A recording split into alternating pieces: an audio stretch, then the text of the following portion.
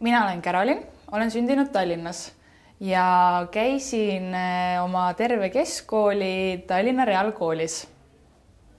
Minu huvideks ja hobideks on palju erinevaid asju ja enamused nad kõik on loovad.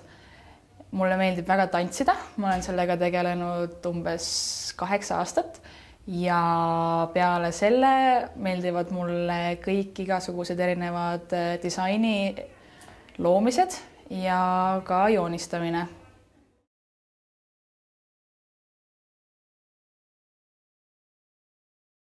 Ma töötan Creative Unionis ja ma olen seal kontorijuht. Ja kõige rohkem meeldib mulle seal töötada eelkõige oma kolleegide pärast ja ka selle töö pärast, mida ma teen.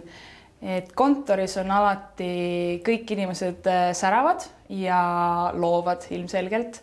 Ja iga päev, kui ma sinna lähen, siis ei ole tunnet, et ma lähen tööle, vaid pigem koju.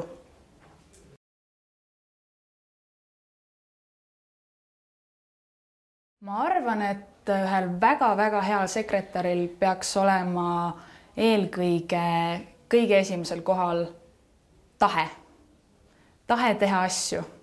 Ja peale selle olla särav, abivalmis, alati olemas, kui on vaja ja tegutseda kiirelt, kui on mõni probleem või muu raske ülesanne, mida teha.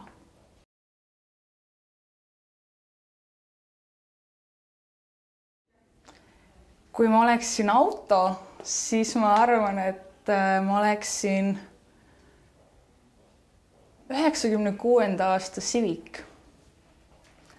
Sellepärast, et kuigi ta on 18 aastat vana, mina olen küll natuke vanem, siis tal ei ole kunagi ühtegi probleemi, ta ei lagune, ta sõidab hästi ja ta on südames.